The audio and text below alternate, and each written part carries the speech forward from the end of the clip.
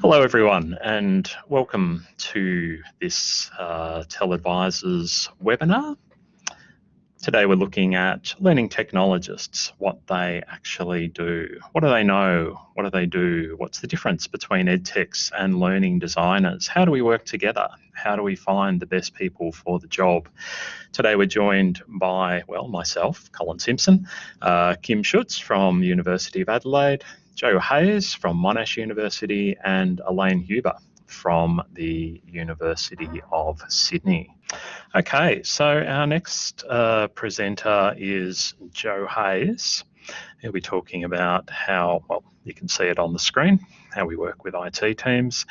Joe has worked in tertiary and higher education for over 15 years, having held positions in both central and faculty teams based on development, learning design and education technology. He also has a background in multimedia and digital video production. Joe is currently technology team leader for the Faculty of Education at Monash University. Over to you, Joe. No worries. Thanks, Colin, and thanks for asking me to speak today. Assume everyone can hear me okay? Excellent. So I'll just start by a little apology. This week's been pretty crazy for me, and I haven't had the time to prep that I would have liked, so apologies in advance for that. I'll keep this fairly short. And I've just noticed that the colours on my slide seem to have been mangled. Oh well, we'll persist. As Colin said, I've worked in tertiary and higher education for over 15 years. During that time, I've worked in development roles, learning design roles, edtech roles, but I would say all had a focus on support of academics. Which brings me to the topic at hand. In virtually roles I've held over the last 10 years or so, working with IT teams to get enhancements implemented has been a part of the role. These processes, it seems to me, never run that smoothly. There are always substantial challenges, even in institutions with fairly clearly defined processes. These processes typically involve many stakeholders, which can be an additional challenge in itself. How many stakeholders, you might ask? Well, usually a lot. And I should note here that this slide represents my current position in regards to Monash's LMS, Moodle. So it includes a vendor, a company who has a contract to host and manage a system on behalf of the university, a central teaching support team, in this case Monash Education Innovation, that Colin's headed to, I believe, very soonly.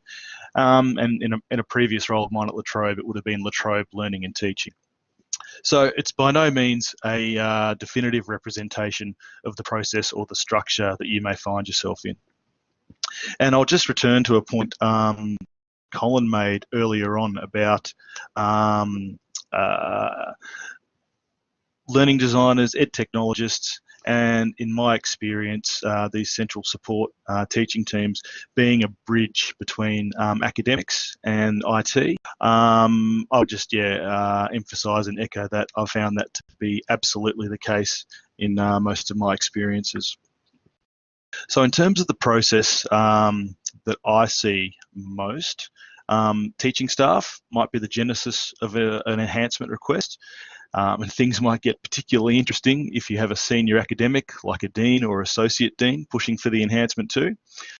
I've found, sorry, just keeping up with the chat, but I've found that just as likely these type of requests may originate in designer or technologist teams based on their own innate desires to improve systems or anecdotal conversations that they have with academic staff without there being a formal request. The request might even be generated directly by designers or technologists working in that central teaching support team. But typically, and this is the case in my current role, it will be the responsibility of a faculty design or faculty ed tech team to raise and advocate for an enhancement request with the central teaching support team.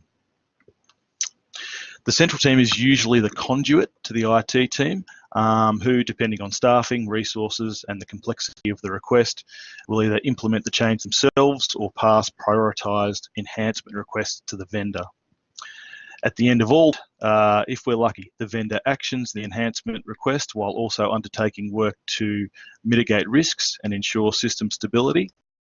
I'm sure for most of you, I'm not telling you anything particularly that you don't know, but I think it's a useful reminder about the sheer number of people and priorities that can be involved in a typical process. And it's also worth noting that in this structure, multiple faculties who also have differing priorities are raising enhancement requests to the central team via this method. So, what other challenges are we likely to face when engaging in this process, or a process like this? The biggest one for me is the prioritization of requests. In any institution, there will inevitably be more requests for enhancement than resources available to implement. So there needs to be some method of ranking or prioritizing which enhancement requests are passed to IT or to the vendor. We're currently redesigning our enhancement request process at Monash, as the current process has effectively kind of come to a halt. We had outstanding items in terms of enhancement requests numbering in the hundreds for our last Moodle upgrade. And a decision has now been taken to close those open requests and ask staff to resubmit once a new process has been implemented. Excuse me. Regarding stakeholders, we've already touched on the number of people typically involved, and all those people may have differing priorities and varying levels of commitment or buy-in. There might also be a culture of resistance to change within one of the teams involved, and I found this is often linked to system stability, a kind of if it ain't broke, don't fix it type of mindset. I've noticed that our friends and colleagues in IT teams can be particularly susceptible to this type of mindset, and there are good reasons for that, as they're typically the ones that are going to cop when systems go down or changes lead to unexpected system behaviour. And finally, a simple lack of resources in the IT team might play a major part. It's fairly rare, I think, to find someone employed purely to look after enhancements and upgrade requests. Typically, that would form a smaller part of someone's role.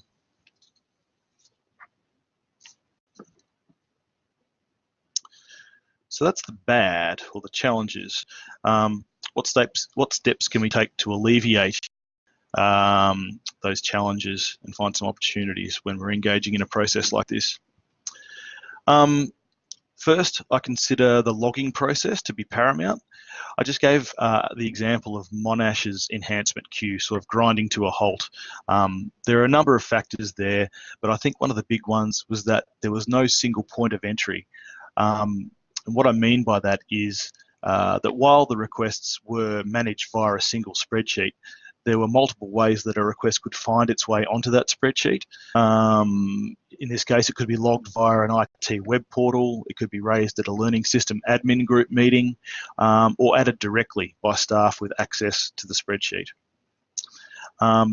General staff and students were also able to make enhancement requests via the web portal, so you can imagine how the number of active requests could balloon out and make prioritisation that much more difficult. We're still in the early stages of developing a new process, but one of the ideas that has emerged is to have a two-tiered system, one mechanism to be used by general staff and students, and another for learning system administrators. Ideally, the general staff and student mechanism would be searchable in order to cut down duplication and include a voting function to assist with prioritisation, automate a little bit of that process. But obviously, this approach is going to require some resourcing and wouldn't be appropriate for all institutions. I have to say there is also some apprehension about allowing students the ability to submit requests at all, which is understandable. I would say next, take some easy wins. Many learning systems already have tried and tested plugins available that provide enhanced functionality, so leverage that if possible. There's far less resource overhead when enabling a plugin as opposed to developing and building a custom enhancement from scratch, which should make it more appealing to teams responsible for implementation. This is particularly applicable to Moodle, I think, which has a huge community of developers and a bank of existing plugins. Care still needs to be taken, of course, with regard to testing and system stability, but this applies to any enhancement, so the savings in development time and resources can be substantial. With regards to prioritization, focusing on enhancement requests that provide a benefit for a large percentage of users can obviously be useful in getting some buy-in from stakeholders.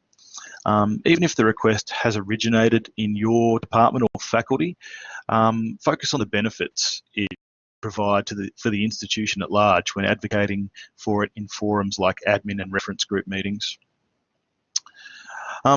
Finally, I would say make an attempt to build relationships with the relevant teams.